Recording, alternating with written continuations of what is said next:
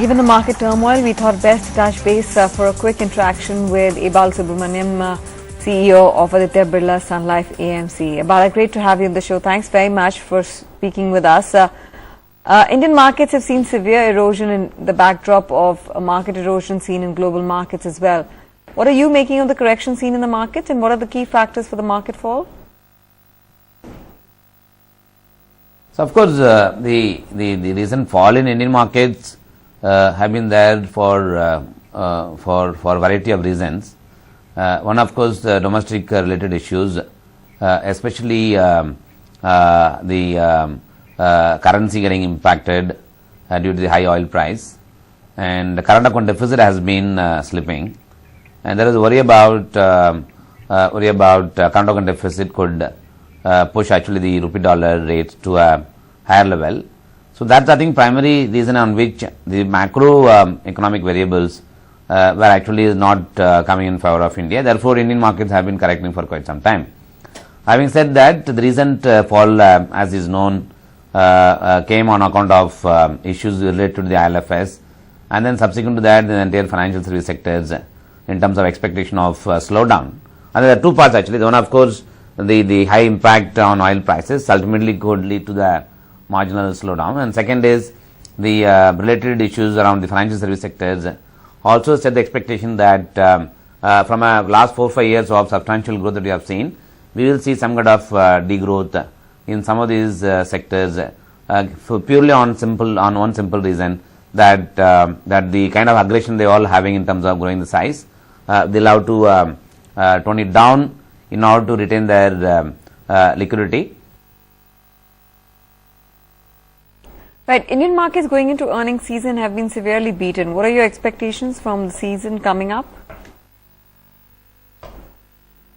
I think what we saw is a surprise in terms of results in the month of September. The number of companies who reported earnings growth were actually better than the analyst expectations, and we have seen some benefits accruing for companies in the consumer staples and consumer duration space arising on account of GST impact, and we also seen some good of volume growth coming in the month of September quarter. The same expectation still remains as far as the December quarter concerned.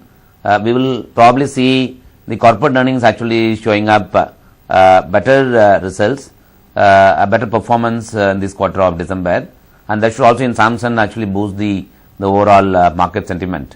I think the reality is there has been a growth momentum which we have seen in the last few months. I think that likely to continue. Plus, we are also now getting into the festival season, and the festival season should also should lead to reasonably good numbers coming in from corporates. I think, in the overall basis, I think number of companies could outperform the analyst expectations in the December quarter could also be reasonably higher. And in that sense, if you look at, I think one of the element which in our view would surprise the market is about, though the sentiment currently is a little weak, I think sales could be another surprise would come for the market for it to actually gain the confidence. Right. Bala, the fall has been led by the worries emerging out of the ILFS crisis as well. At least the timing seems to be so. But the recent moves by the regulator have been swift. Do you think the sell-off seen by NBFCs has been unwarranted, and there is a case for a rebound in the entire NBFC segment? See, I think one should remember the fact that the last 10 years especially, the growth in NBFCs sectors have also been reflecting on the Indian economic growth. The large pool of consumption-led growth that I think India is taking pride, I would assume 50 to 60% of the credit should go to NBFCs as a sectors who have been primarily the provider of funding to large pool of growing population, especially in the middle class. So therefore, NBFCs have done their bit of contribution to the Indian economic growth by being the largest lenders in the housing loan market as well as in the consumer loan market. Therefore, the NBFC space will continue to be one of the dominant players in India in terms of providing the necessary flip to the growing needs of the public at large. Having said that, I think the recent observation that has come post the ILFS as well as the fear factor that has been going around the the asset liability mismatch for most of the companies who have grown pretty big. Therefore, the first and foremost priority for most of the NBFCs at this point of time, focus on asset liability management, focus on liquidity, and focus less on growth. And that's, I think, path that most of the NBFCs would probably take for the next 3-4 months, or maybe the next 2-3 quarters, and set the balance sheet in well and intact in order to actually take it to the next level of growth. I wish we had more time and the conversation could be a little longer, but we have to wind up with good news that it's so far so good. A good 2% move is what you're seeing on the index, back at 10,450. Good breath as well. Wind up on this edition of The Market. It's a goodbye from Tanveer and me.